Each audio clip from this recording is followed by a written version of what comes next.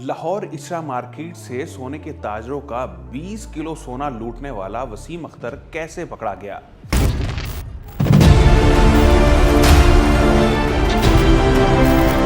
वसीम अख्तर ने अपनी सौतेली मां को भी चूना लगा दिया, उनका सोना भी ले उड़ा। वसीम अख्तर के पास ताजिर इतना सोना क्यों रखते थे?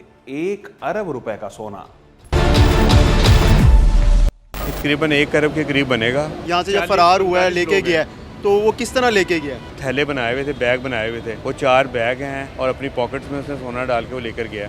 उसकी भी वीडियो मौजूद है। मुल्जिम ने दुकानदारों के साथ अपने कई सालों से कायम एतमाद का फ़ायदा उठाया था।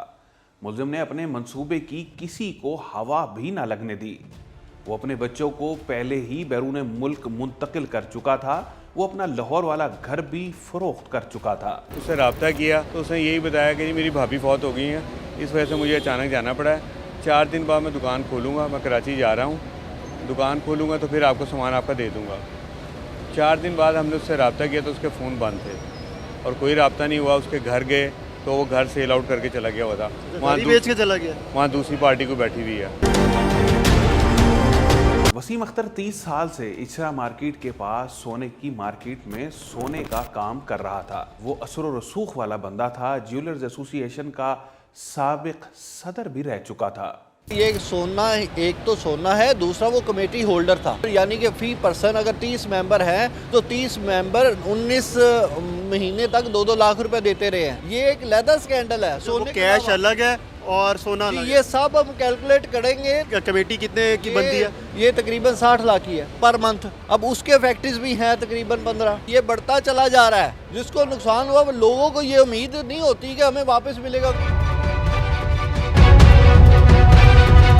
गोल्ड मार्केट में उतार चढ़ाव से फायदा उठाने के लिए ज्वेलर्स अपने पास मौजूद सोने से भी तिजारत करते हैं और इसी मार्केट में इस काम के लिए सब वसीम अख्तर पर एतमाद करते थे।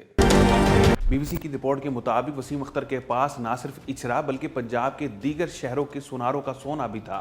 मार्केट में सुनारे ग्राहकों को दिखाने के लिए एक दूसरे के साथ रोजाना कई बार सोने का लेन देन करते रहते हैं और इसका कोई सबूत नहीं होता, बस एतमाद पर सोना लिया और दिया जाता है। और वसीम अख्तर के साथ ताजरों का कई अरसे से लेन देन था।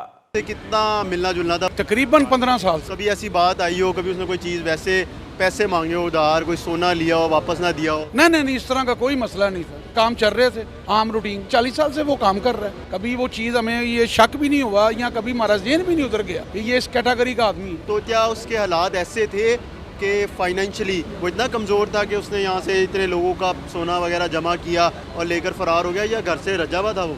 नहीं, बेसिकली पीछे से तो बहुत भीड़ थे। यशी वो बहुत थी उसमें, यानी कि अखराजात वो बहुत करता था, लेकिन वो उसकी बैकग्राउंड देखें तो वो ठीक था, अच्छे घराने से है। 1 अरब से अब निकलेगी अमाउंट। अभी तो कुछ लोगों को पता ही नहीं है। वो आएंगे, देखेंगे दुकान बंद है तो वो पूछेंगे, फिर उनको पता लगेगा। कस्टमर भी होंगे। सरगोदे की पार्टी, फैसलाबाद, कराची, अभी तो फ्रेम सारा क्लियर नहीं है। वसीम अख्तर का ताजरों के साथ पुराना ताल्लुक था। शादी ब्याह पर इकट्ठे जाते, सैर करने भी जाते और इकट्ठे उम्रे भी अदा किए। वसीम अख्तर ने 20 किलो सोना 2 थैलों में डाला और दोनों हाथों में उठाकर चलता बना, जिसकी कुल मालियत तकरीबन 1 अरब रुपए थी।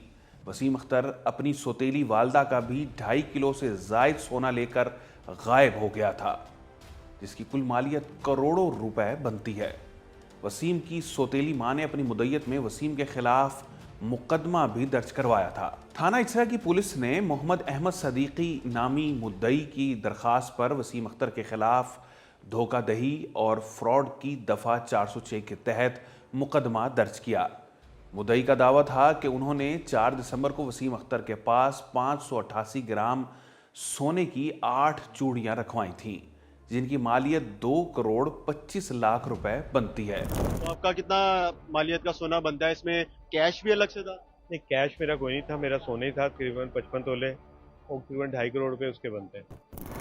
उनका कहना था कि उन्होंने ये ज्वेलरी अमानत के तौर पर वसीम अख्तर के पास रखवाई थी और उसी रोज़ जब वापसी का तकाजा किया तो वसीम ने कहा कि उन्हें अपनी भाभी के इंतकाल की वजह से कराची आना पड़ा है और वो 9 दिसंबर को वापस आकर ये चूड़ियां वापस लौटा देंगे। लेकिन उसके बाद मोबाइल फ़ोन बंद हो गया। उसने बहुत सारे दुकानदारों का सोना अपने पास अमानत के तौर पर रखा हुआ था। किसी एक ज्वेलरी का सेट तो किसी के 2 ज्वेलरी के सेट ले रखे थे।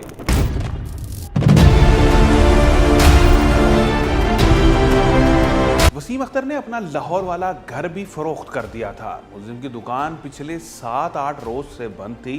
जब वसीम की दुकान का ताला तोड़ा गया तो सामान चेक किया, सारी तिजोरियां खाली थीं। वो अपने साथ सब कुछ ले गया और कोई राब्ता नहीं हुआ। उसके घर गए तो वो घर सेल आउट करके चला गया हुआ था। वहाँ बेच के चला गया। वहाँ दूसरी पार्टी को बैठी हुई है। वापस आके फिर हमारे ये चेयरमैन साहब खड़े हैं, जनरल सेक्रेटरी खड़े हैं, इन सब ने मिल के, सदर ने मिल के दुकान के ताले खोले, सेफें खोली हैं, चेक किया तो यहाँ पे सामान ही कुछ नहीं है, सब ज़ीरो है, सब वो लेके भाग गया।